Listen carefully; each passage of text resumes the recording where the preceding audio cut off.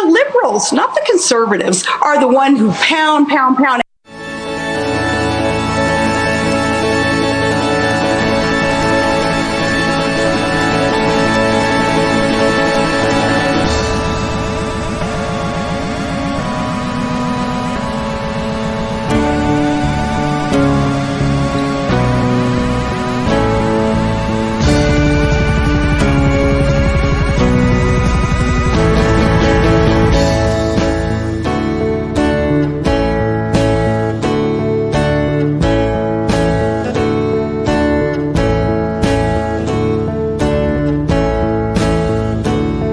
See the same people every other day, but we never say hey, cause we're never looking the way, or my face was in my notebook, we passed each other, didn't look.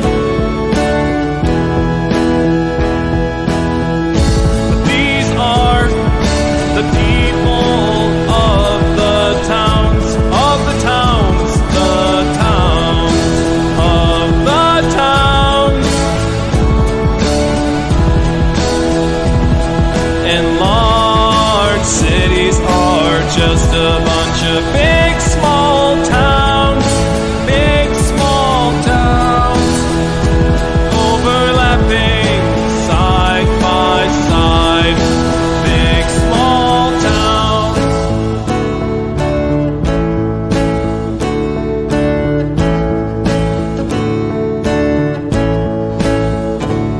I see new people every day. Everyone's on their way, doing the things that fill their day. And I'm going places too, doing the things that I do with my time.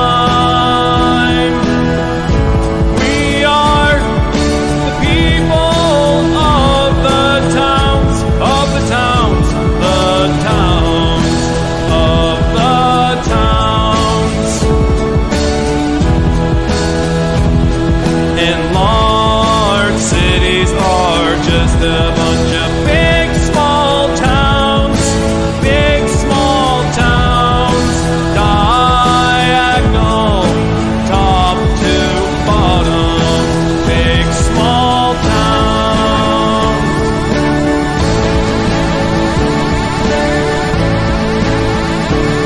Be nice to the people of the towns, once in a while look around, cause what's going around's coming around. What came around's coming around. What's going around's coming around. Big, big, big, big, big, small towns. Word gets around in the big small towns.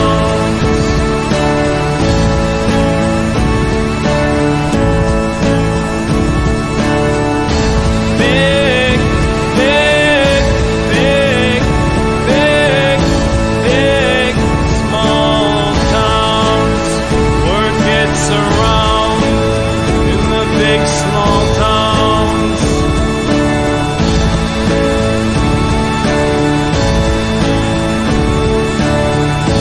Big, big, big, big, big, small towns.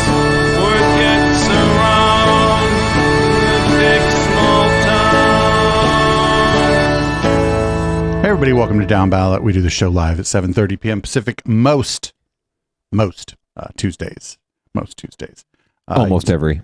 Almost every. You can support this project, patreon.com/echoplex or eplex.store. $5 a month gets you this show and public comment, as well as our other podcasts in their entirety from start to finish. And maybe one day we will figure out some other goodie to give the people that subscribe there. I'm producer Dave. You can find me on Grindr and Councilman. This is episode 200 of Downballot.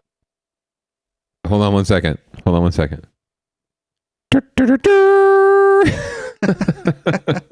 That's tremendous news. Fantastic news. 200 and episode 400 of the Plex Was correct this week? Was Sunday, and yesterday we recorded episode 100 of How the Tech Are You? How in the world did everything just conflagrate in this 1 week. All these momentous milestones. Well, to be fair, Downballot should probably be closer to episode 300, but we've definitely skipped more episodes of Downballot than almost every Tuesday at 7:30, and sometimes Fridays for a while, and then occasionally not at all. And then, so yes, we're definitely behind. But that's fantastic. 200 episodes. Where has the time gone? Have we really covered that much derp? Oh, we have. We've cycled through. There are people who are main characters on this show whose names I've probably forgotten. I forget the dude's name from Melpitas that we were making fun of for a while. Rich Tran. He's back. He's back. Well, he was almost back. He was going to run again, and now he's not going to run again because I don't know why. Because he realizes he's not going to win, basically. Oh, well. And he needs more time for his family. So speaking of not going to win, we ran a clip from the first time you appeared on the Plex during the post game of episode 400. We ran the Mormon soaking clip. Oh, lovely! That was a lovely appearance. I just can't. I'll never forget it. It's seared into my memory. What are we talking? 2016? Probably. Late 2016. Man, my goodness, how time flies. Well, I just want to thank you for allowing me to be a part of this amazing project in some small way or large way, or the ninth largest way. Yeah, well, maybe the ninth largest way of any local news podcast in California, according to some dude. I want to thank you for everything you've done to make this show and all of your feeds a success. And I wish you nothing but the best in the future, and that you can continue to make this the thing you do, as opposed to the other thing you do. Well, it hasn't been easy, but also just the generous support of our, maybe not so much our podcast listeners, but our Twitch audience and the broader community that hangs out in Discord and stuff. Everybody kind of, when I went full time, people did sort of start giving more money. I don't know if that's because I had more time to spend on the project, or just because they fucking felt sorry for me. Probably a bit of both, I would imagine. But anyway, seriously though, congratulations on 400 episodes of the Plex. That's fantastic. And I'm just looking forward to another 200 episodes of Downballot. We'll probably finish that up in the next, 10 years or so. Something like that. So if I remember correctly, I think Local Love spun off first, but it wasn't really a spin-off of the Sunday show in the way that Downballot was. Because if people were around back then, the councilman was sticking 1, 2, 3, 5 local news stories at the beginning of the Plex docket. And then, I think one time we were like, this is actually its own show within the Plex. And then we spun it off. It was sort of, we looked up the clock and we were like an hour into the Plex, and we'd only talked about like 2 or 3 local issues. And we had a huge docket of other derp to get to. I think by necessity almost we had to spin this off so that all you crazy fuckers who want to, get a little taste of of the locale can come here to Downballot, and the rest of you who are looking for the real serious derp, the nationwide, international derp of intrigue can come to the Plex. I'm so sorry I couldn't join you for the 400th. I saw your note, and I'm the Mother Nature got the best of me, and I receded into my couch. It happens. HK was with us, and oh, lovely. We definitely cringed a little bit at some of the early content. I was a little inclined to say a certain word that started with F towards the beginning. I mean, maybe I have a little bit of, maybe I'm allowed to, but I don't talk that way on the air anymore. I see. I'm sorry. I should keep it clean myself. I apologize. I got to keep us on the air. So go ahead and introduce yourself before we get into this week's stories. Oh, heck yeah. I'm the councilman. What's up? You can find me at THE_councilman on X. You can also find me in the club. And today you can find me on Caltrain. And speaking of that, our first story is about Caltrain. Boom. They're going electric, and not in a Bob Dylan kind of way. So we're going to learn more about it. It's a project that has been years in the making. Today, officials took the inaugural ride on Caltrain's brand new all-electric train. The sustainable fleet is the first of its kind in North America. KTV's Betty Yu brings us the story from San Francisco. Caltrain's all-electric train departed the San Francisco station Saturday morning, and you could barely hear it take off. 3, 2, 1. Governor Gavin Newsom and Speaker Emerita Nancy Pelosi did the honors Saturday morning, marking a milestone that's been 8 years in the making. You know, we love to say about California, we love to say about San Francisco, the future happens here first. We are America's coming attraction. That's a point of pride. The new trains are faster, greener, and quieter. The project came out to $2.4 billion. It's about jobs, jobs, jobs, jobs, to build it, and then jobs to run it, and then the jobs that spring from that economic development. It's about quality of life. Resident Robert Thomas, who lives near the station at 4th and King Streets, said the eco-friendly trains, even in their testing phase, have already made a measurable difference in his life. I was experiencing just a lot of loud noise and the hissing and just the decompression of the systems of the train. But now with these new trains, they're much quieter. It seems like they're much more efficient. Officials got the chance to take the first round-trip ride on the electric train from San Francisco to Millbrae. The trains are state-of-the-art. They come with all new digital displays, and also underneath the seats there are outlets and there's free Wi-Fi on board. Caltrain will launch with 19 new trains north of San Jose, and the travel times will be cut by at least 10%. The agency will roll out 2 electric trains starting Sunday and slowly ramp up until they launch the entire fleet to the public on September 21st. This is a project that is going to remake rail on the peninsula for literally decades and centuries to come. Eventually, the tracks will be used by the state's high-speed rail system. And I cannot wait until the Trans-Bay Terminal Center in Salesforce and this train is connected so that high-speed rail from around the entire state is connected, and they're coming right here in downtown San Francisco. So we can arrest them. San Francisco. Betty Yu, KTVU, Fox 2 News. Yeah, she's like, these trains can get poor people the fuck out of San Francisco 10% more quickly. Correct, and bring more crimes into the city so we can decrime them. Well, that's fabulous. I think this it's leading off. It's not winners and losers because there are winners here. I think the Bay is a winner here. This is a great thing. We've invested our tax dollars wisely here in electrifying this system. It's got a lot of benefits, not just the noise reduction, the most basic thing, but it's just a more efficient system, and it's going to save us all a lot of money in the long run. So I'm all for this, and I'm hoping that we do figure out a way to get BART connected to it so we can have a nice unified electric rail system. But I'm not holding my breath, and it seems like things just keep getting crazier on that front. For example, the next story.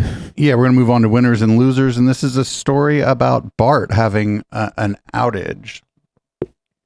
Ooh, a computer outage too. Should have run Linux. Yeah, I figured you would enjoy this story, so it's main reason why I put it on. Today's commute was anything but smooth sailing for thousands of BART riders traveling in Alameda County. BART had a system-wide meltdown.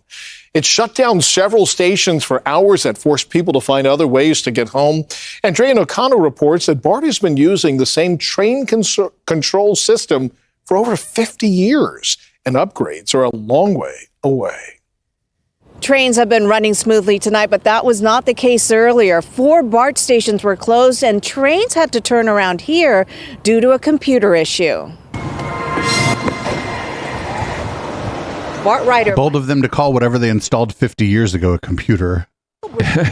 Mainframe. In Oakland and was supposed to go to Fremont, but his ride was cut short. I was shocked. I had no idea what was going on. Brazil, like everyone else on this train, was ushered off at the Bay Fair station in San Leandro. I had my headphones in, and they just kind of told me, you need to get off the BART. I couldn't really hear what was going on, but I saw everyone was leaving, so I had to just go. Brazil became one of many that had to find an alternate way home.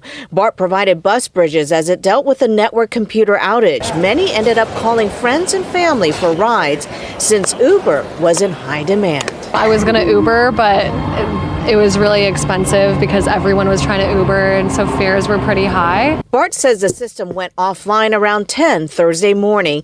It's still looking into what caused the network to fail. It's a computer networking issue that's impacted our train control system. So what it practically means for us, if we can't sense train control on a portion of the trackway, we can't safely run trains there. BART is in the very early stages of upgrading the system entirely to hopefully avoid issues like the one today. It will also allow them to improve service by being able to run more trains. We actually are pursuing a train control replacement program. We want to switch from our current system, which we've had since we started service 50 years ago, to a new and advanced communications-based train control system. Riders, for the most part, handled the delay in stride, even though many say the outage added at least an hour to their commute. If the train went normally, would you be home by now? Oh yeah, I'd be home, shoes off, be in bed or something, or just relaxing watching TV. BART says it'll be several years before the new system is in place, but it is a priority to replace the train control system. With like a computer that they could probably run it all on a phone. Right. Producer Dave, I think that I know you don't like to do a lot of consulting, but especially for free, and that's probably the kind of money they have to offer. But yeah, it seems like BART could really use someone of your knowledge and expertise. I mean, that sort of like sensors and logistics stuff is something I've never actually gotten into, because I figure a lot of it's like going to be sensors and logistics. It's not like they're just going to put up like a Linux server and like install train control system version 2.2 and then be done with it. It's probably a lot of custom shit that has to go on in there. True. Well, here's hoping they get it fixed. At one point I thought I saw like a light rail car on the BART line, or maybe they just had some stock footage and they mixed it all up. But I'm like, well, there's your problem right there. That's a VTA light rail car on the BART tracks. That's going to screw everything up. It would actually be pretty fantastic if the systems were interoperable in such a way where if something happened to BART cars, they could in a pinch replace them with the cars from the VTA, but not possible. Yeah, it's a whole, no way. Not that's even. One of the. It's one of the few vagaries of the BART, many vagaries, I should say, of the BART system, is that they actually also designed it so that it's a unique system in that it's like the cars and everything are custom made for the width of the tracks and everything that they've laid out. It's all proprietary, so there's no cost savings at all that can be had. They have to make everything custom. Every new train has to be set just for those tracks. Yeah, it's kind of stupid. I think the idea was the tracks were wider so the train could go faster, but then they don't actually push the trains very hard, and so it doesn't matter. Right. And it makes that really annoying noise when they go really fast anyway. So yeah. All right. We got more transit news in winners and losers. This one's about Santa Clara County Valley Transit Authority. I thought they could already do this. Apparently, they can ban problem riders, but I would assume that they already had power like this. We'll probably learn a little more about the whys and the wherefores, but yeah, I would assume. But you know what? As we find out all too much in local government and even state government, what one would assume is common sense and already enacted is sometimes a very gray area in reality. Anyway. Relief from a long-running transit problem. A new state law gives VTA the authority to ban troublemakers from their buses and trains. But as Marianne Favre reports, before that can happen, VTA has another requirement to meet, and you might be able to help. The goal is to identify riders who have assaulted operators or passengers and make sure that they are banned from using VTA in the future. A brutal attack. In May, security cameras caught a man being beaten as he waited on a VTA platform in San Jose. He suffered major injuries, and the alleged attacker has now been arrested.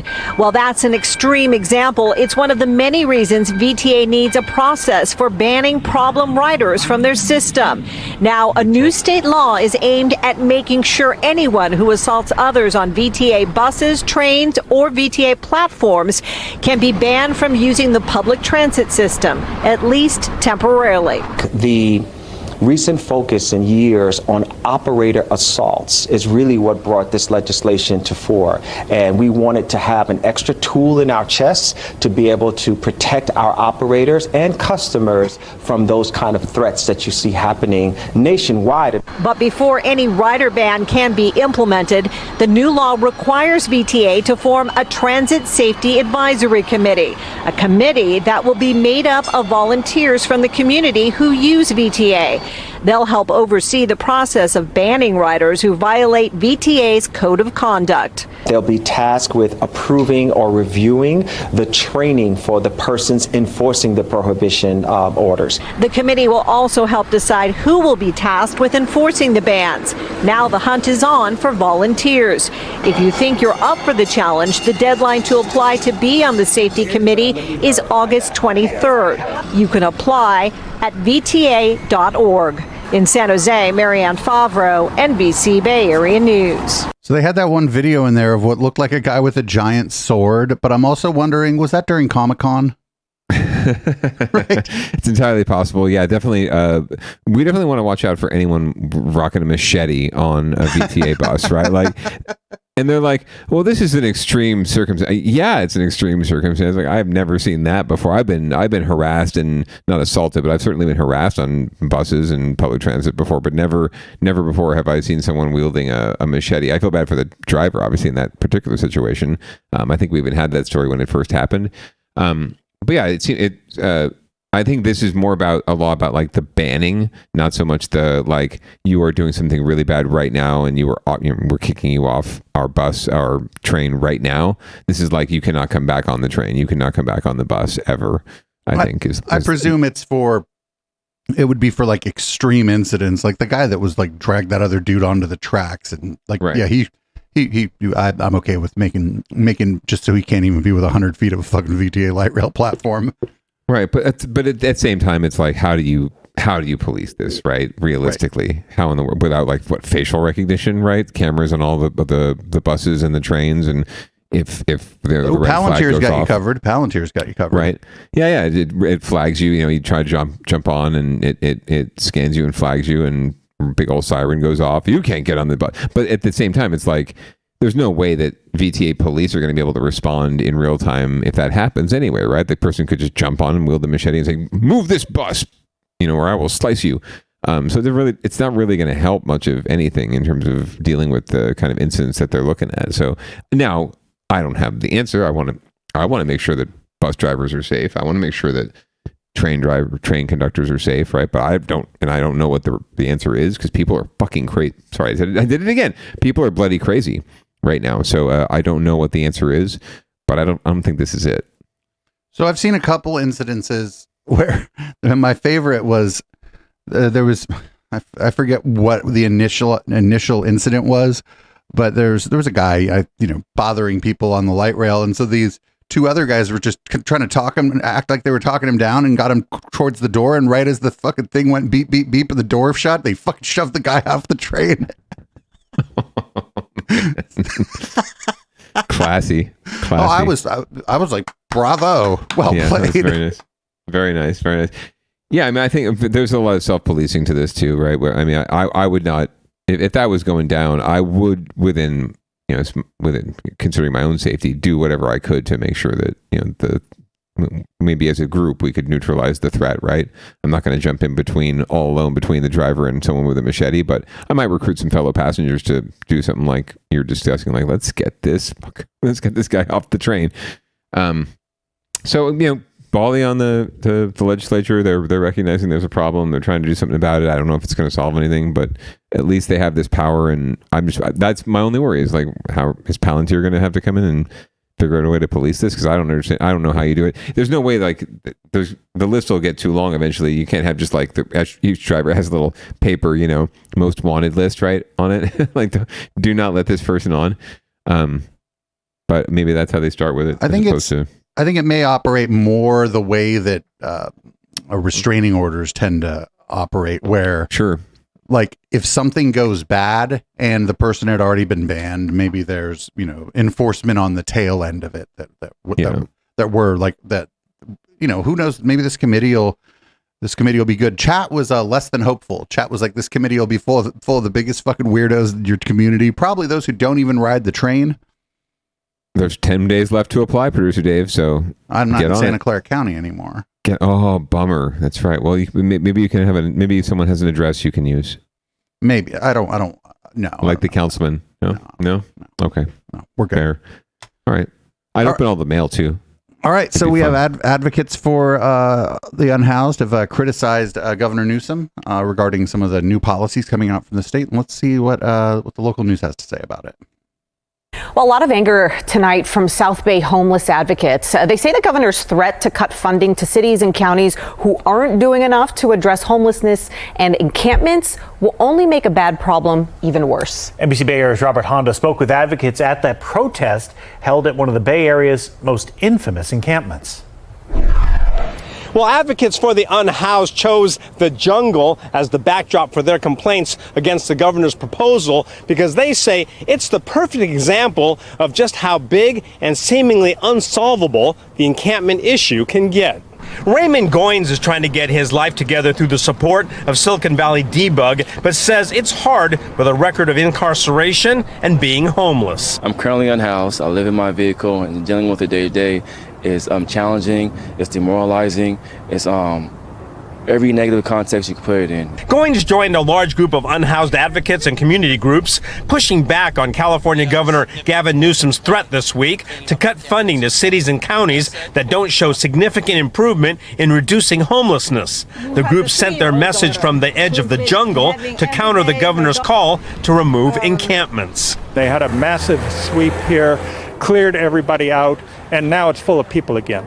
So moving people around is not the solution to homelessness. In fact, it's going to make encampments increase because what it does, it separates people from services. Criminalizing people with incarceration and fines they cannot pay is proven to disrupt lives and keep people involved in the criminal justice system, only to release them back into homelessness over and over again. San Jose Mayor Matt Mahan says he welcomes scrutiny, but disputed part of the proposal. We clear about 300 encampments per year in San Jose. So the accountability that the governor is championing is exactly the right starting place. It's what I've been arguing for as well. At the same time, cities and counties have to expand places for people to go. Well, the mayor and local advocates are getting behind a local measure that they say will help fund more housing and hopefully create more solutions before the governor follows through on his threat to slash funds in 2025. In San Jose, Robert Honda, NBC Bay Area News. Right, Robert, thank you. So the problem with this is like you clear an encampment, another one's going to pop up somewhere. And they had a good point. Like if you just keep moving people around, those who are even trying to engage in services but haven't been given, transitional or semi-permanent housing, they got to go somewhere. And so they're still living on the streets. And, they may, if the same government that's offering them, help with one hand is using the other hand to smack them in the face, they may just be like, well, fuck the help. You're not really helping me. Right. And what kind of help are we offering, right? Is it a Motel 6? Is it a former, shipping container, right? Like what are we offering them exactly, right? And how are we to know? Right? Who are we to be like, yeah, you must take this or else, right? You have to meet everyone where they're coming from, and there are so many reasons and so many facets that go into this problem. And Sandy Perry, who appeared in this video, is dead right. The jungle is actually the perfect example because there was, remember when we covered it here, huge push to clear this eyesore, right? This dangerous threat to public health and to everyone. This encampment in the jungle. They did it. They cleared everyone out. They took all their stuff and threw it out and forced people to move somewhere else, but had nowhere else for them to go except for a couple hundred of them who they managed to get into housing, but the rest were just left to fend for themselves. And now, once again, like you said, it's back, right? They're right back there where they started from because they have nowhere else to go, right? So you can fine people all you want for living on the street, but if you're not doing, if you're not setting policy that allows for more housing to be built, for better, more affordable housing to be built, for more services to support folks who are already unhoused or on the verge of becoming unhoused, and then to support the folks who have mental health issues, not just that have caused their homelessness, but because they are homeless, right? Then shut up and get out of my way. Like, if you don't have comprehensive solutions, don't come at me with this. Just we're going to sweep the problem under the rug. Literally, like that's what they're trying to do to please their voters and to please the people that line their campaign coffers. We're just going to put it out of the way. We're going to put all these people out of the way. You're not going to have to see them. You're going to have to get all squishy feeling about the guy on the corner asking for money because he needs to feed his kids. You can ignore them again and go back to your lives because we've done the thing. And then a couple months later, it's all going to come back. And I sincerely hope, and I hate to keep blathering on, but I really hope that it does come around to bite these mothers in the ass. And all these people who've been talking about we need to sweep the problem under the rug. When it all comes back around, right? The voters come back and say, well, you didn't do the thing you said you were going to do. You didn't clean things up. Look, it's all still a mess. And they vote them out. That's the only saving grace of this whole thing, is that these dorks are going to, hoist themselves on their own petard, and eventually the mob that they've turned against the unhoused and our unhoused residents are the same people that are going to run them out of office eventually. We have, as part of our like cultural lore, we have these sort of romanticized stories about hobos and like people who lived in shanty towns and all this. Well, those people were homeless, actually. It's just the way that society works now is such that you can't really build a shanty town or, ride the rails as an unhoused person anymore. Surveillance and like enforcement and just the power of the state to find you, no matter where you are, has increased such that those situations are impossible now. But don't worry, somebody will write a fawning piece in the New Yorker about the wonderful hobos from the past, and people will be like, so such a beautiful piece about a romantic life on the rails. And it's like, no, that was a homeless person. That was a person you'd fucking spit on your way to work, you asshole. I am going to make a donation to the local nonprofit, and I shall go about my business. Thank you. So just a reminder that sweeps don't work. I don't care what you think the solution is, but sweeps definitely don't work.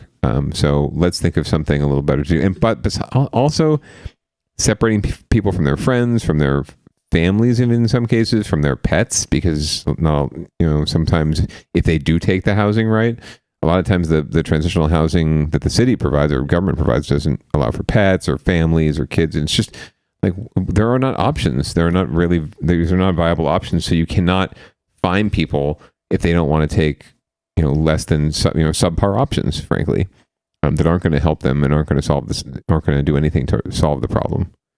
So, yeah, it's bad. We have another story. Yeah. This is about San Francisco and the homelessness in San Francisco. This is about people living in RVs and other sorts of similar types of vehicles. And here's another thing, by the way.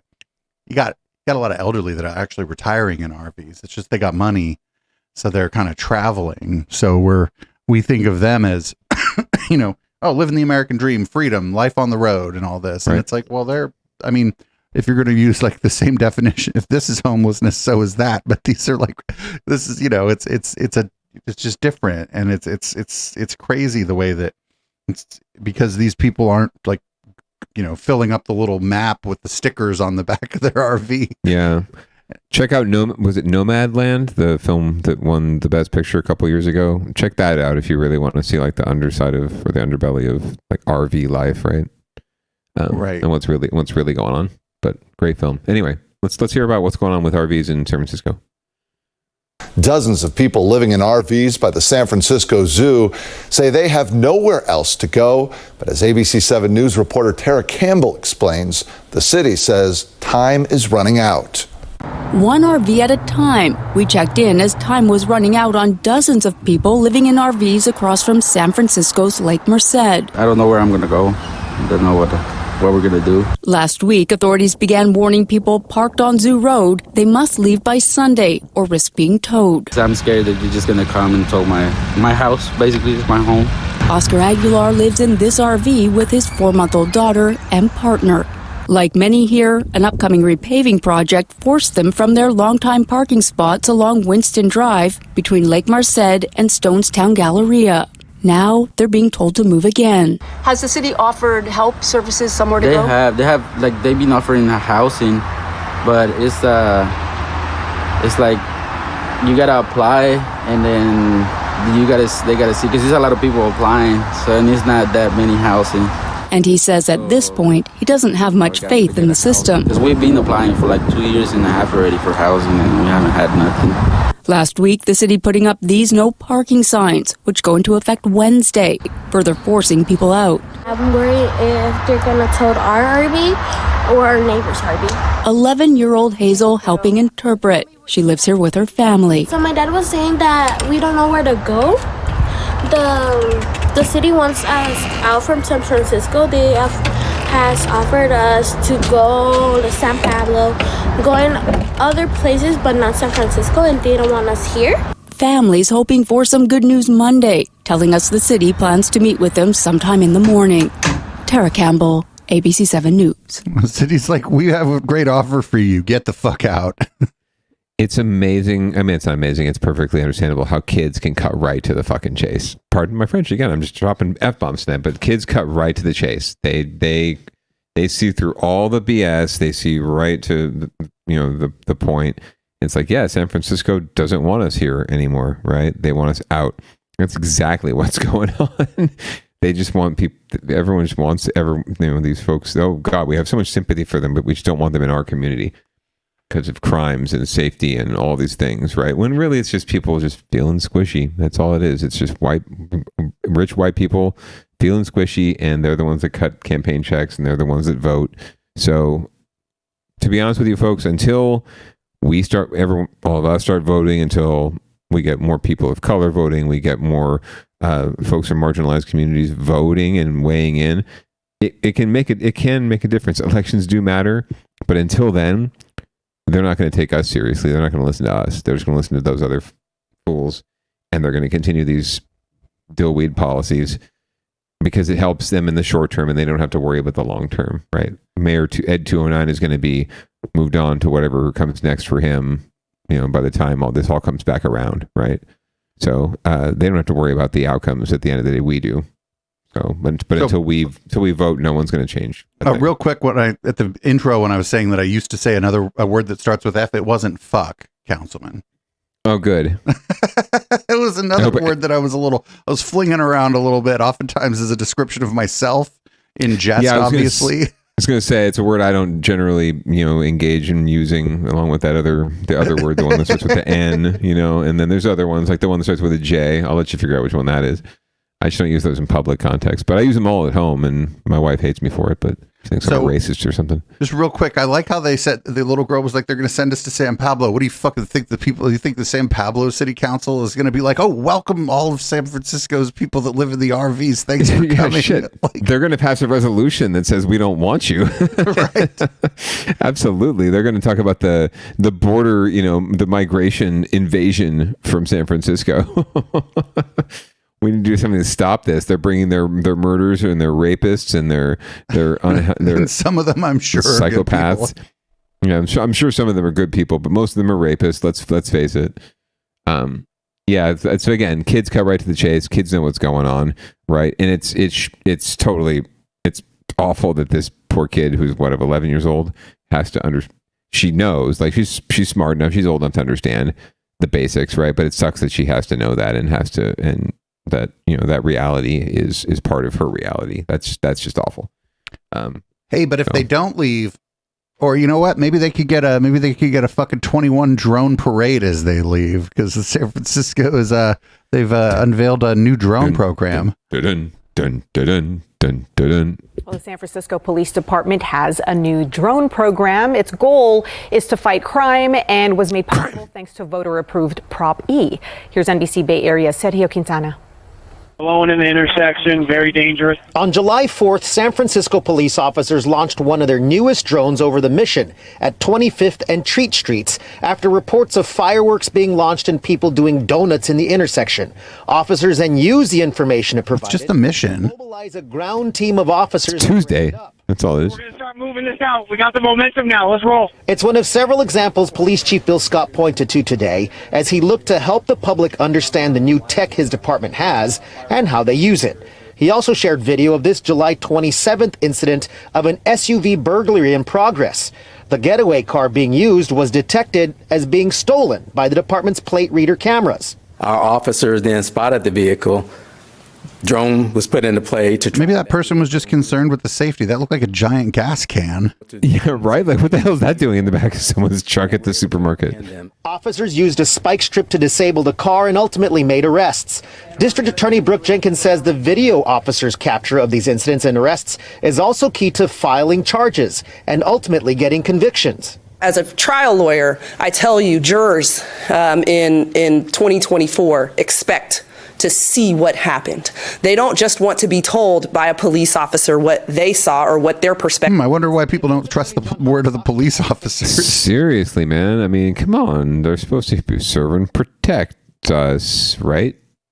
Former member of the police commission says while the tech may seem great, using drones can raise some civil liberties concerns. An example of that would be the use of drones to monitor protests or other First Amendment activity. He did applaud the department's policy of purging any video from a large group event that the department monitors as part of a safety surveillance operation.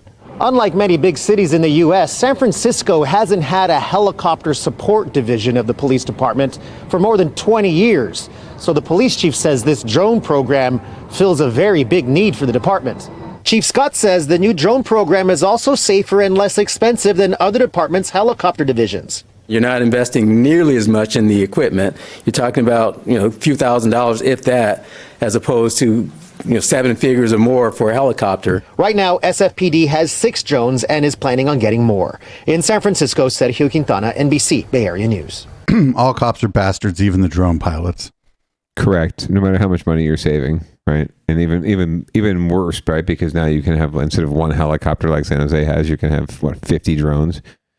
So I remember a story from New York City where right after a lot of the restrictions were lifted, New York City was using drones to bust people's fucking house parties and fucking rooftop parties and shit. Yeah, I mean the mission creep is real for sure. There's all manner of applications for this technology, right? And the technology is so new that I'm guessing in a lot of jurisdictions, including San Francisco, there isn't a whole lot of regulation or any kind of rules or laws saying one thing or another, right? About this technology. So there's a little bit of a free reign kind of, Wild West element to it, right? That, maybe police departments can use these things willy-nilly and use them for all sorts of things that maybe they certainly weren't intended for, but might benefit them and the police state without facing repercussions because there is no regulation, right? Or the regulation is so far behind that, they can probably get away with it for years before anyone actually either bothers to pass a law. So one of the things that's generally sort of happens in these cases, or I don't think it's not going to take too long until some hacker group, or maybe we'll call them a free culture organization in the city of San Francisco, maybe commandeers one of these via electronic methods, and then what? Now you got all these drones, right? You got all these drones, and there's just that. Some dumb fuck doesn't change the login or something to the drone itself. Yeah, we also Honey Badger in the chat's a net would work too. Yeah, I think there's going to be people trying to disable these if they see them. You mean hacking? Is that hacking? In a parlance of our computer-driven times? Yeah, hacking. Yeah. Okay. I think there will be people endeavoring to disable these, just like when cameras started going up in London, there were a bunch of what do we call hooligans? We'd call them hooligans. Hooligans. Going around with spray cans using a very low-tech solution to a very high-tech problem. What if we could have someone of your capabilities reprogram them to do some sort of elaborate dance routine in the sky? Oh, like a flash mob. Like a flash mob, right? They have those drones for fireworks shows. Maybe someone could reprogram them to do some sort of coordinated routine. Right. Everybody start blasting a Jamiroquai song at exactly 3 p.m. and look up in the sky. It will trigger all 50 SFPD drones to convene around Golden Gate Park over the polo field and dance the Watusi. Yeah, I don't. I mean, those are all sort of not funny. This is going to happen. I'm sorry. This is San Francisco. This is like, there's like a really long history of like culture jamming and hacker culture in San Francisco. Somebody's going to compromise. Once you compromise one of them, you may as well have compromised all of them, and they're going to become useless, I think. For sure. But again, this is just, as they mentioned, another example of elections have consequences, right? Prop E, right? It expanded police powers in a lot of ways, and this is just another one, right? So another example of elections have consequences. Please effing vote. Period. End of PSA. Also, you remember that fireworks display? People seem to have projectiles that are rocket powered. Yes, those were pretty serious. So I would be concerned about being at that party, but that's just me. Well, I'm just thinking about like drones versus fireworks. Oh, true. Maybe people would shoot the fireworks at the drones potentially. Or I mean, if it gets too close to your fence and a cat just takes it out. Because cats probably don't like those fucking things. That'd be great. The cat just sort of like carries it in like a dead rat, like the dead drone. Here, Mom. Here's my present. Yeah, you got. Oh man, and like other people have drones too, and like so, like at protests, sometimes the protesters will use drones to surveil law enforcement, and so counter surveilling. So we may end up in like some sort of like arms race here because drone wars. Because he's like, oh, a helicopter's 7 figures, and these drones are like $1,500, $2,000, and it's like, well, that's great. Someone else can buy one just like the one you're using and crash it into yours. We could have an arsenal. Let's just go at it. I'm down. I mean, I got 5 on it. There's a reason maybe that other big cities have a helicopter, and like the drone isn't going to replace the helicopter. Also, the drone is just for enforcement. Like helicopters, they have that big spotlight, and they can be used to like help find like missing persons. Like if an elderly person goes missing or whatever, oftentimes like they'll deploy the helicopter. I don't think they'll be deploying the drone to find anybody except for who they're trying to arrest. More likely not, but we'll keep an eye on the sky. It's great. San Francisco is deploying drones, and now they'll also engage in a high-speed pursuit with you.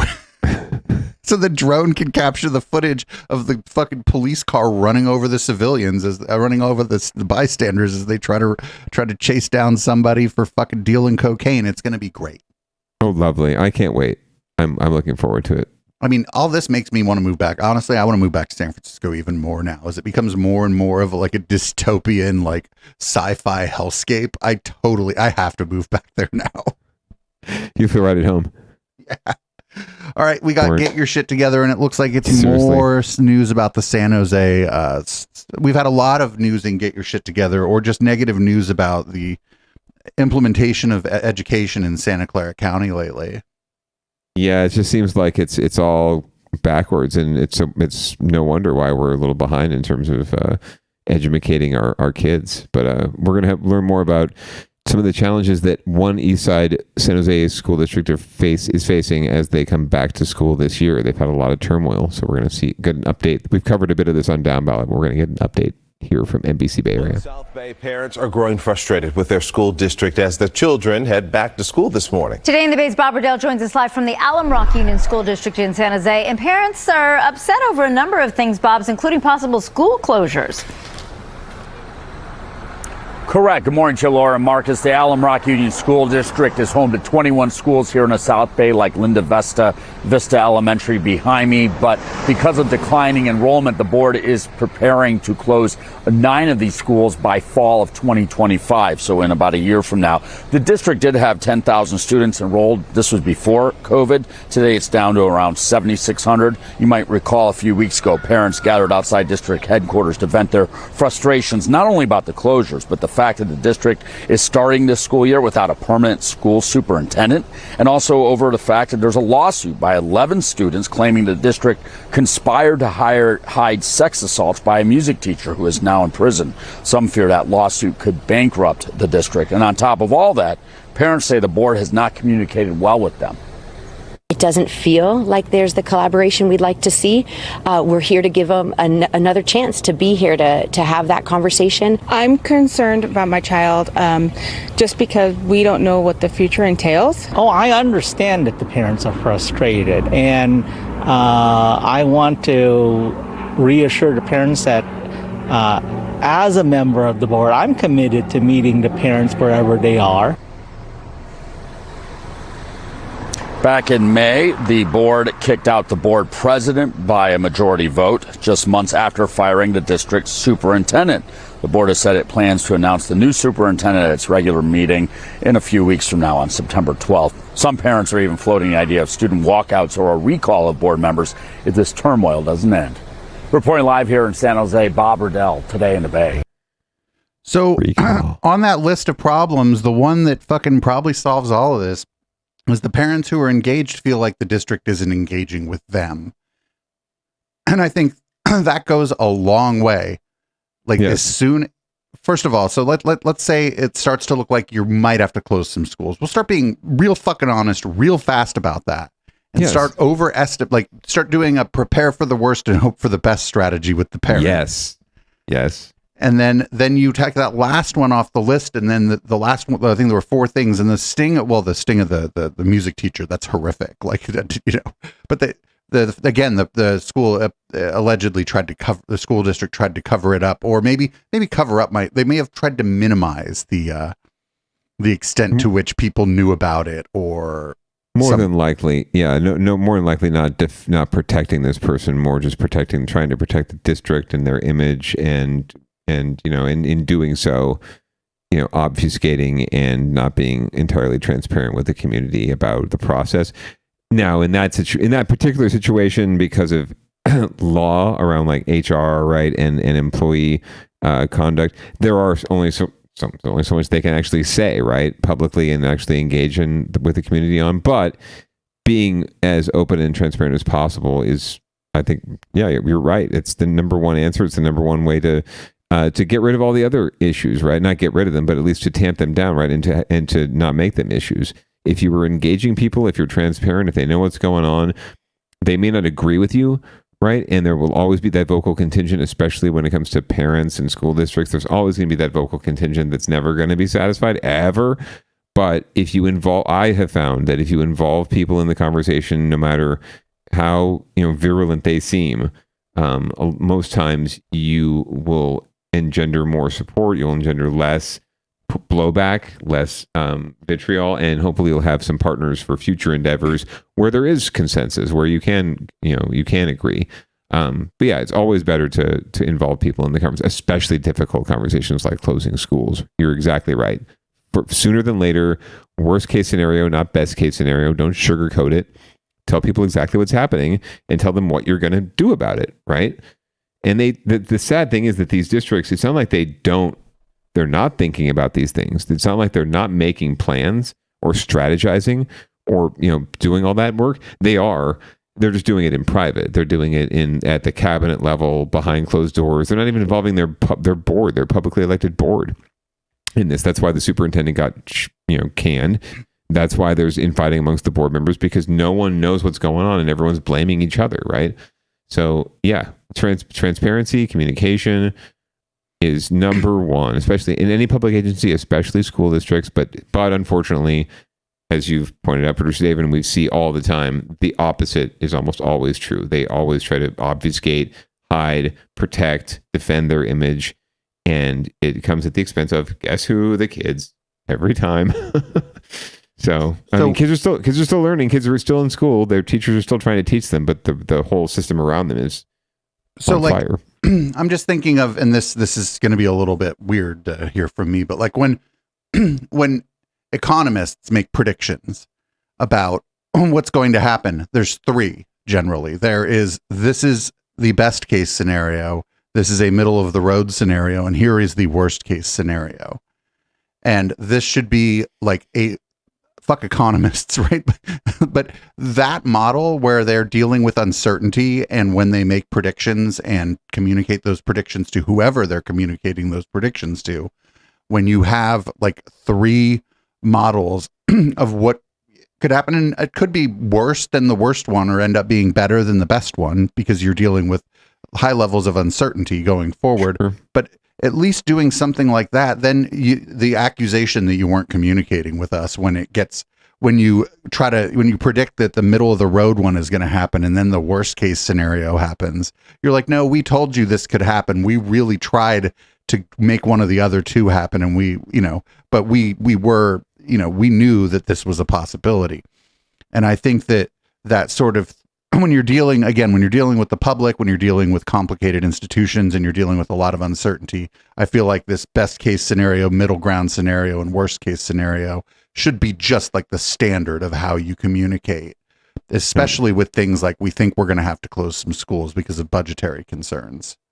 Yeah, I'll relay one last anecdote because I have worked, as you know, in this kind of environment, and I have been responsible for communications on behalf of a district. And it's funny, like I remember distinctly, talking about closing schools, right, in public communications, and the district was like adamantly against using the word close, right, even when schools had already been closed. They didn't want to use the word. It was like transition or, consolidation or any kind of word they could use other than the word closed, because they just didn't want to say but it makes people think that you think they're stupid when you talk to them that way. Correct. Or that, yeah, exactly. Or that you're trying to placate them, right? People are not that naive. They are, a lot of people, there's a lot of people that are, not as maybe whatever, not as smart or as sharp as the average, Joe or Jane, whatever. But most parents and most people are pretty savvy when it comes down to basics, right? And we all know when we're being lied to and when we're being sold something, right? Absolutely. So yeah, people are just sick of that, of the inability of these administrators to just be honest and straight with them, right? And stop trying to, you get a straight question, answer it straight. Don't try to beat around the bush and find the most politically expedient answer, right? Telling people that there's a lot of uncertainty because we don't know exactly what's going to happen in the future, but here's some of the things that might happen. Like I'm telling you, people appreciate being talked to like they're fucking adults. And just saying, listen, there's a lot of factors that go on here. We don't know what the funding is going to be like 2 or 3 years out. But, and we're going to try to avoid this, but it looks like we're probably going to have to close some of the schools down. And if things don't go our way, it's going to be like this number of schools. And I know we don't like this, and we're going to do everything we can to avoid that. In our best case scenario, we're probably still going to have to close some schools, but it would be closer to this number if things go really well for us and we can accomplish some of our goals. People they're not going to like what you're giving them bad news, but they're going to appreciate you're telling them the shit that's happening. Right, because it's bad news. It's bad news for everyone, right? It's like it's not great news for you, right? It's shitty news for you as a board member, as an administrator. So we're all in this together. It's all bad news for everyone. So might as well cop to it, own it, and get everyone on board together in terms of okay, now how do we solve it, right? How do we move forward? Right. How do we prevent the worst case scenario? Here's some of the things that you can do to help if you have the time, and we'd appreciate this, that, and the other thing from the community. No, they're not. Oh, man, I don't know why they don't do that, though. They'll put their heads in the sand and they'll figure it. They'll hope that it'll all work out and they won't have to close the schools, right? And then suddenly they'll wake up one morning and realize, oh, they have to do all this. And by that point, it's like they have to make an announcement one day. Oh, we're closing schools, right? And that's when people freak out because you've basically dropped a bomb in their house, right? Now, I knew this before, but now as a parent, it's even more apparent that this is not the way to treat families and people who are having to, they have to factor their whole lives around their children, right? Everything revolves around their children. So if you're telling them, even if they have to move their kid to a different school that's 5 or 10 more minutes away, and it requires a different way of getting there, that's upheaving their entire, daily routine, right? So it sucks and they're going to have to do it, but they'll be a lot more amenable to doing it if you've brought them along on why they have to do it, right? Instead of just them telling you, oh, we're just going to close your school. And other things like this, kids having to re-socialize at a new school, if you're pretty sure that a certain school's going to have to close, maybe start doing joint events with the other schools that school's going to feed into. So the kids can meet kids from the other schools and make friends at the other schools and maybe be like, oh, well, this isn't actually so scary because, there's a girl I really want to meet at that school, or right. Any number of things, right? Like there's any number of like reasons that would be like useful, but these are like, and these solutions, this doesn't cost much to have like a joint dance between two schools. No, not at all. And there's all sorts of ways you can go about this, and it just generally they go about it in terms of fear and not wanting to address it, right? Like so many things. Everyone's just so concerned about just maintaining the status quo, but the status quo isn't working. And it's going to fall apart on you eventually. And now we're going to move over to Downballot and Recall Watch. Speaking of fear, schools and things that people shouldn't have done, we're just going to let the local news tell us. We covered this story. This wasn't a great one. This is a follow-up. This is a follow-up story. Follow-up to a story that we covered that wasn't great. Right. Good morning. Thanks for joining us for our midday newscast. I'm Marcus Washington. And I'm Laura Garcia. We start in the East Bay, where students are going back to school for the first time after 2 board members were ousted for not allowing the pride flag to fly on campus. NBC Bay Area's Bob Riddell explaining enrollment actually down this fall in the Sunol Glen Unified School District. I spoke with one mother who has pulled her 3 children from Sunol Glen this fall because she did not agree with the recall, and she thought the politics surrounding the recall was seeping into the classroom.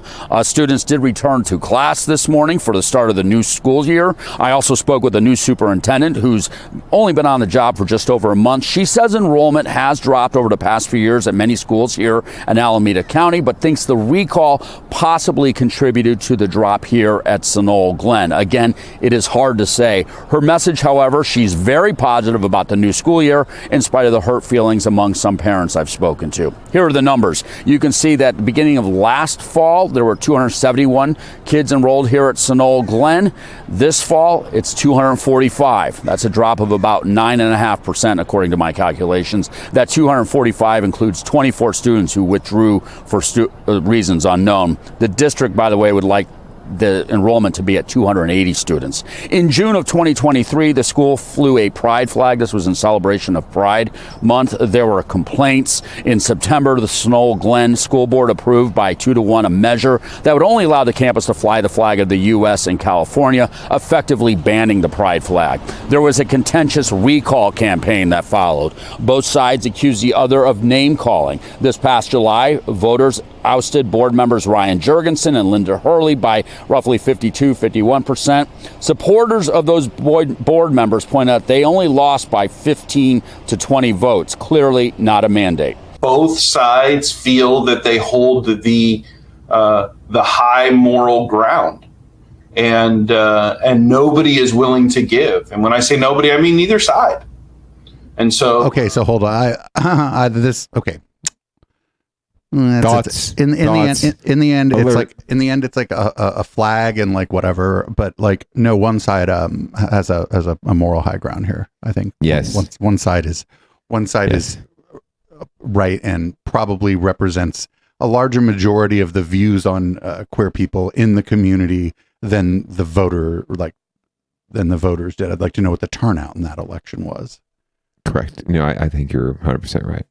Let's hear what a haircut has to say. I don't think it's over, so to speak. What the plan is, I don't know. Everyone still has a place here in Sunol, and we all like that we disagree. If we all agreed, it might be, kind of a very strange situation where we weren't taking any other points of view into consideration. And that's not what anyone's aiming to do. And whether they are for the recall or against it, that doesn't matter. My job is to support their students academically, socially, emotionally, and behaviorally so that they're successful here at Sunol Glen. I spoke by phone with former board member Ryan Jurgensen. He says this recall was quite divisive, thinks the kids behaved better than the adults, feels like the other side that voted him out preaches tolerance but doesn't practice it when it comes to other people's views. He says he supports the Sunol Glen that is inclusive to all students regardless of background. And by the way, he is not pulling his kids. His 4 children will be attending Sunol Glen when classes resume this morning, which they did. As for the 2 vacant seats on the board, the Alameda County Board of Education has appointed 2 new board members to serve until there's an election or an official appointment. Here in Sunol, Bob Riddell, NBC Bay Area News. You know why the kids were better behaved than the adults is because I bet the kids were like 90-10 or 95-5. Like, yeah, let's just put the flag up. Like, yeah, right. Absolutely. It's not surprising at all, right? And this always seems like the adults just having squabbles and the kids getting caught in the middle, and the kids really are all right. They know what's going on. So yeah, this one started out on the winners and losers and ended up on recall watch, and now the recall has happened, and we're going to find out what happens next. We'll keep tabs on this, but this is again, it's interesting to watch. This is hyper local, right? This is like 260 kids, right? This one school. So if anybody's sort of familiar with the geography of the Bay Area, Sunol is right next to the city that I live in, but Sunol, I would call it a town, possibly a settlement. Not, I don't even, town is almost too generous, but it pretty much is a settlement. I've even had friends that lived out there, and they lived there specifically because they did not want to be near, like they wanted to be close enough, right? But they didn't want to be near people. Right. And it's probably, if you've got a reliable car and you can afford to live in Sunol, it's probably a great place to live because you're no farther from San Francisco or San Jose really than I am, but you get to live sort of everything's just a little quieter. You're kind of in it. It isn't quite rural, but it has like a little bit of a rural feel. There's a lot of like big properties out there, not a lot of chain stores, little cute downtown.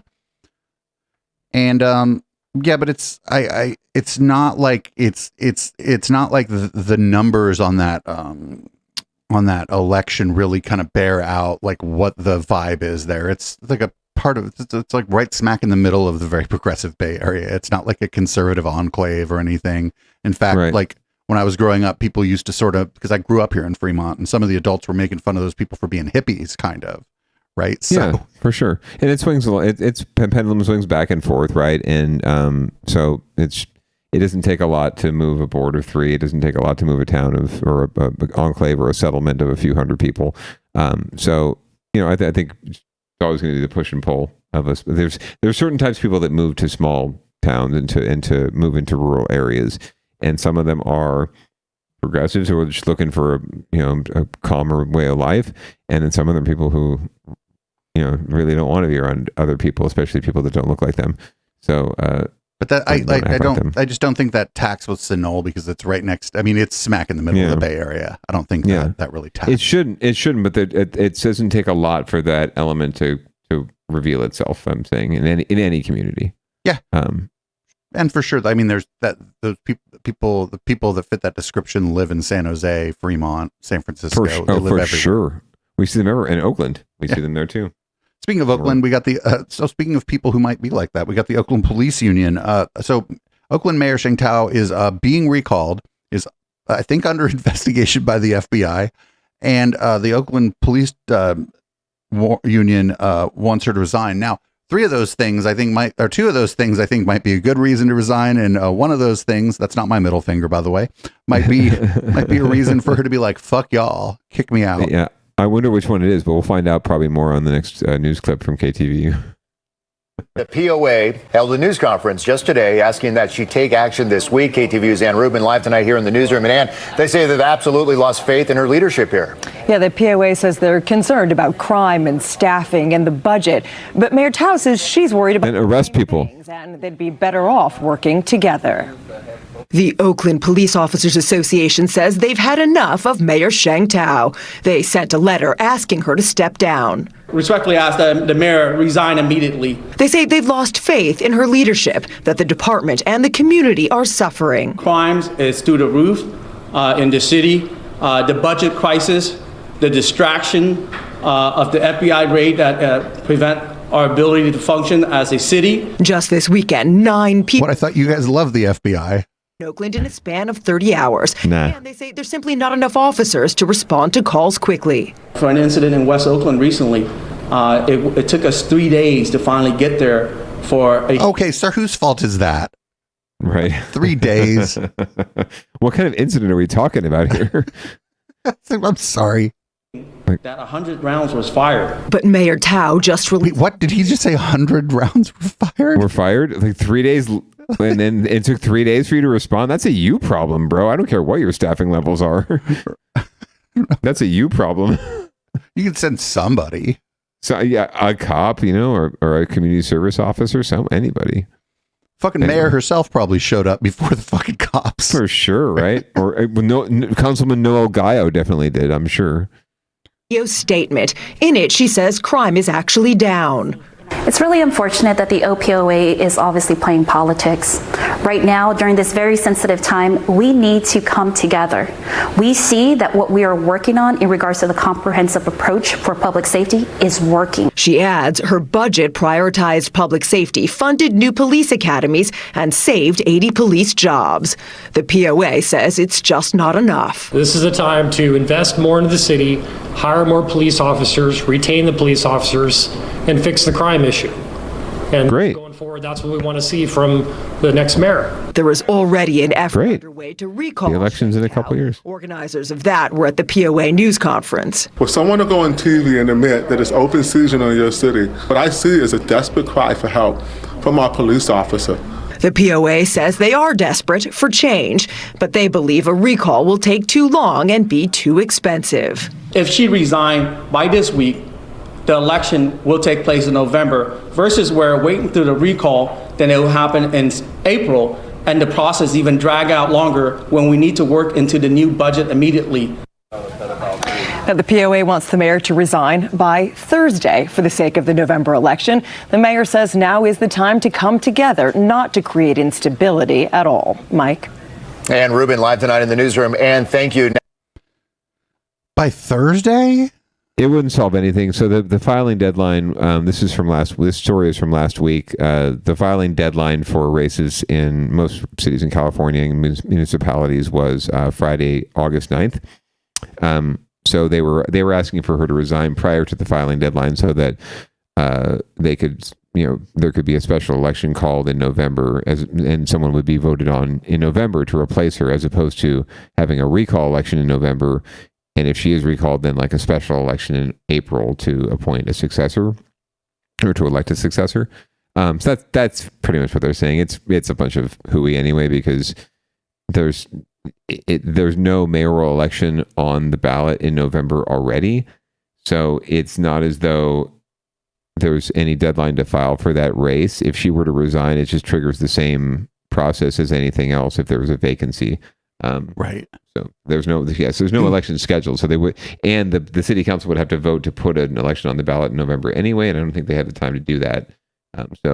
This is just the POA posturing, cops being cops. It's the POA being a POS. Pretty much. That's usually what they are. In fact, like the only thing worse than the police officers themselves is their union, because they tend to be the most cowboy, gung-ho, conservative pricks of all of them. Right, because they're the ones that get elected to represent all the conservative cowboy pricks. So speaking of policing and cities, San Jose is reviewing applications for a new police chief. Let's see what's going on there. Oh, I hope they got my application. The search for San Jose's next police chief is one step closer. Right now, the city manager is vetting all of the applications to see who will make the list of finalists. NBC Bay Area's Damien Trujillo is in San Jose with what we can expect next. The search has officially been on since April 1st, and many here in East San Jose have their own ideas on what they want to see in the new top cop.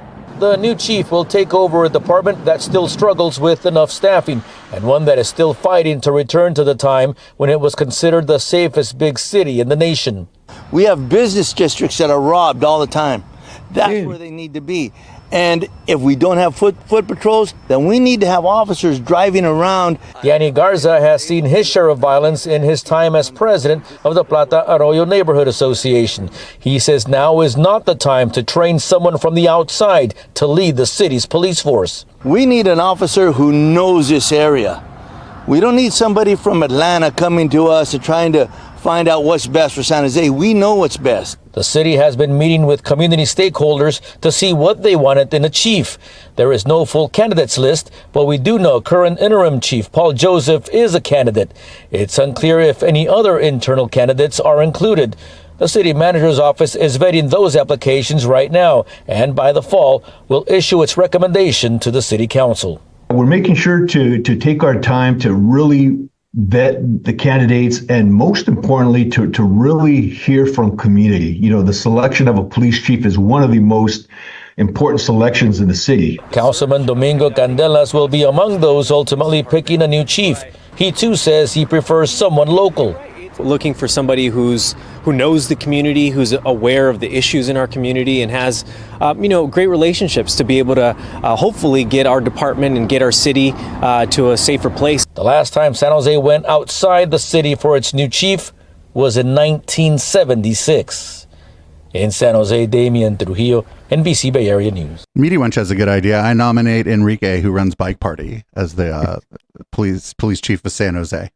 I second that emotion. Let's do it.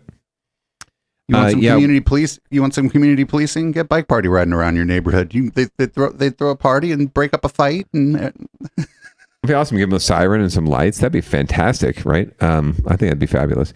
So we'll find out more. We'll keep tabs on this, and we'll let you know what happens. But as they said, the last time they hired externally was 1976. So I'm not holding my breath for some sort of miraculous nationally recognized crime reform, criminal justice reform minded, progressive, black woman police chief, right? That's not going to happen. It'll just be some sort of captain or retread who's been there for years and years and part of the establishment and part of the problem, and they'll hire them and elevate them and think, oh yeah, we've filled the hole, but they've just perpetuated the problem, right? And I'm not saying someone from out of town would solve that either, but thinking outside the box would be great. I do know, like I've said before on this show, I know for a fact that all cops are not indeed bastards, because there are, it's very, very, very small. There are one or two who are decent people out of the thousands, right? But none of them would ever have a chance at this job, simply because they don't have the quote unquote qualifications that are required to be put up for this position. And that's another reason why there's a lot of institutionalized racism and sexism in this world, in this industry, as it were, because of that very fact. There are standards put into place as far as who can qualify for certain types of leadership positions, and you never let a certain type of person into a leadership position where they can accrue those skills and talents and background and experience, and you effectively just cut off entire swaths of people from being in leadership positions in the first place. So we're deliberately shrinking our applicant pool, and we wonder why we keep getting the same cowboys and the same problems and the same results. But it is what it is. Hopefully that will change in the future. So I've heard police departments described as like some kind of fucked up reverse sales funnel, right? Where anybody who does go in there, like not trying to crack skulls or whatever, gets ejected at the top of the funnel before they get like even close to being embedded. They either like go along to get along, or they get the fuck out because they're not trying to do that bullshit. And, I mean, that's what we hear, right? In the movies, right? Or in the sort of what they like to call like the dystopian or whatever, or the thrillers. It is really what's happening. It's not bull. It's not bull. Like that is absolutely what happens in these departments. Any kind of good intentions get sucked out pretty quick and get sussed out pretty quick. And even if you went into it with the aspiration of like doing good and serving the community and helping people, right? Like that, you're right. Like that emotion just gets killed out of you probably in the first. Or if it doesn't, you get ostracized by the establishment that's there, and then you're like, well, I should go find other employment. Yeah, you're at risk too, right? Like, because these are people that have guns and ability to put someone in jail, right? Like, you want to get on their bad side? No. Yeah, it's fucked up. And, with all these problems in policing in the United States that, I think that, with all the bad of social media, one of the goods of social media is a lot of videos. If you see these problems where you're like, whoa, that seems like, what do you, that person was jaywalking. What the fuck are you doing? Right. So now, like the people who see those videos, whether or not they're good people, those people don't want to be the fucking police because they don't want to be on that video body slamming that person. Even if they would be inclined to do the body slamming, they certainly don't. They certainly don't want it all over YouTube.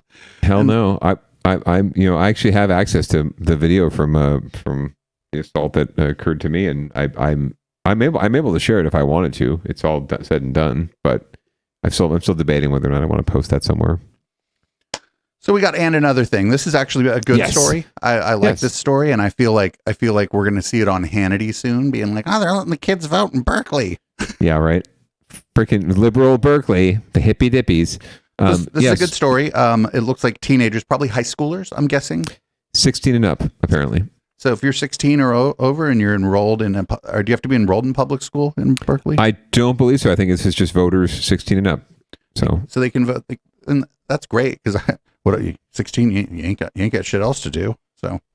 Right. So so they'll be able to vote. It looks like specifically in school board elections in Oakland and Berkeley. Local agencies are permitted to do this and to authorize broader voting rights than the Constitution allows for. That's just for federal elections. So anything from school board and whatever on up, at the local level, you can institute something like this. So we're going to find out more what happened. Starting in November, 16 and 17-year-olds in Oakland and Berkeley will be able to vote for their own school board members. Interesting. The implementation is a long time coming. ABC 7 News reporter Ryan Curry spoke with a student who believes this will empower young people.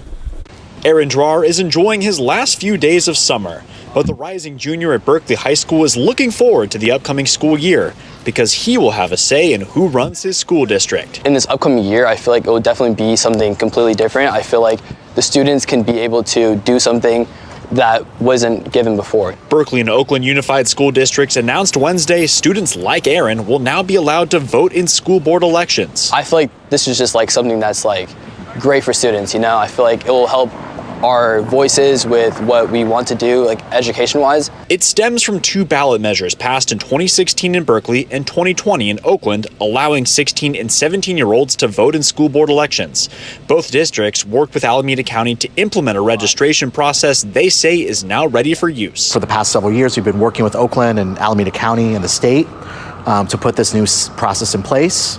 And now our responsibility is to let as many 16 and 17-year-olds know that you can vote, you can participate. The Berkeley superintendent says high school teachers and administrators across the district are already prepared to help students register when they return to class next week. As the educators who work with the babies every day, we'll make sure that we're sharing with them information, continuing to share information about what's happening in our district, what's not happening in our districts, what's going in our school board, so that they can be involved and informed. Mayor Araguin says lowering the voting age for school board elections will help teach teens the importance of voting. Oftentimes their perspectives and their needs are overlooked by politicians when really their voice is what we need to hear, because they're the future. For Aaron, he sees this as an opportunity to have a school board that reflects the interests of students. It definitely feels like we have the strength to do this now. I feel like it makes us just feel heard. I feel like it makes us feel, I don't know, more welcomed into like community, you know? We reached out to Oakland Unified, and their school board president said he is excited to see their students allowed to vote. In the East Bay, Ryan Curry, ABC 7 News. Oh, I can already see the stories. People are going to be like, now the teachers are grooming your kids, telling them who to vote for, right? Oh yeah, for sure. Yeah, they're just indoctrinating their evil liberal values onto our kids and turning them all gay. This is great. This is absolutely a good thing. I firmly believe that young people need to have more of a say in their schools and the governance of their schools, because not just the line that Mayor Araguin had about them being the future, they're the now, right? Like they are the. If there's a customer in school, that, in public school system, it's the kids. It's not the parents, right? It's the students. They're the customer, and they're the ones experiencing the education system firsthand at the ground level. So absolutely, they're the ones that probably could speak best to, know best what they need, and be able to respond to candidates who, speak their language and understand those needs and speak to those needs. I think this is great. I don't know that they have the numbers to be able to they can certainly sway an election, right? Will yet to be seen. We'll have to see how the numbers and the turnout numbers look, if they'll be taken seriously. I think it's going to depend on turnout and depend on getting a lot of these kids to actually vote to make them a serious voting bloc. That will determine, I think, going forward, if candidates take them seriously and listen to their concerns. But like any other group, right? Like I've talked about earlier tonight, you've got to vote, you've got to represent, you've got to be present. Otherwise, they're not going to take you seriously. They're not going to care what we're arguing about, because they don't feel a threat from us, right? Their status quo is not threatened by us, and therefore they don't need to change their status quo. That's all. That's the entirety of advocacy. That's all what politics is about. It's about putting pressure on the people in power so that they feel a threat. They fear what will happen if they do not do what you say. So you may not know the answer to this. Is there any reason you can't just let them vote at school? No, yes and no. Yeah, not really. The county can more than likely set where the county sets where the registrar sets where the polling places are, right? They have to work with school districts and other public agencies to find spaces for polling places. So yeah, they could absolutely work with the school districts to get polling places at every high school, right, where the kids would be registered, to run registration drives if they need to. Although with motor voter nowadays, once you get your driver's license, you're pretty much registered to vote automatically. Yeah, they can and should be able to vote on campus, because anything else is just an added burden. Frankly, like they're right there. Why not? Fantastic. Well, feel like reading the show out? Why not? We are running a little overtime, but I appreciate digging into these subjects with you as always, Producer Dave. This has been another wonderful episode of Down Ballot. In fact, it was the 20 times 10. It was the 200th episode of Down Ballot. Thank you so much for tuning in, viewer and listener, for downloading us. Please keep us the 9th best local news podcast in California, according to some dude. We advise you to get vaccinated against all manner of illnesses. Please wear a mask where it's appropriate. Pants are entirely optional. We're going to leave you with some music by the lovely Audible Smoke Signal, and I invite you to tune in for Public Comment, which is coming up next with Producer Dave. And as always, come back for Down Ballot every Tuesday night at 7:30, except next week and other weeks when we don't do it at 7:30 on Tuesday. Thanks so much, Producer Dave. Everyone else, peace out. Have a great week.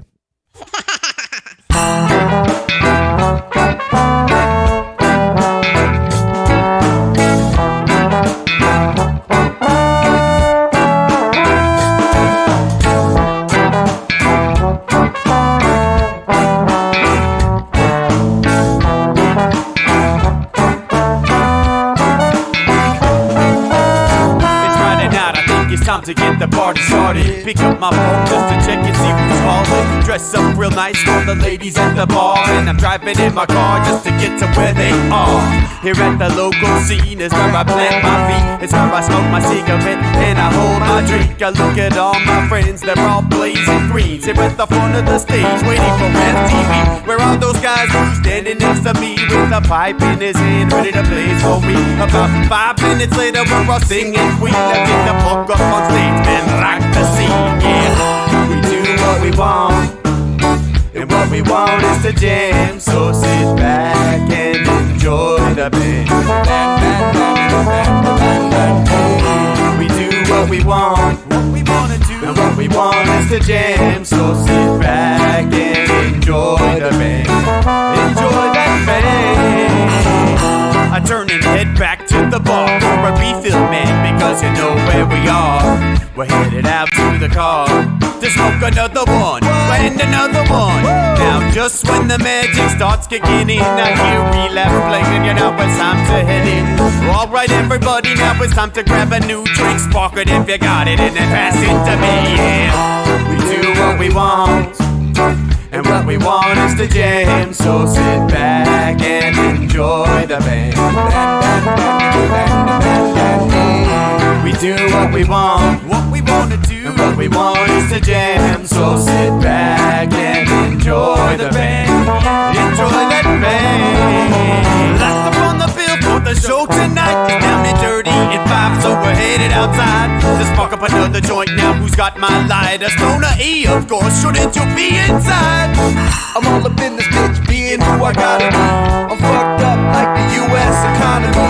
The truth is that I don't think logically. Stoner E take you on a psychedelic odyssey.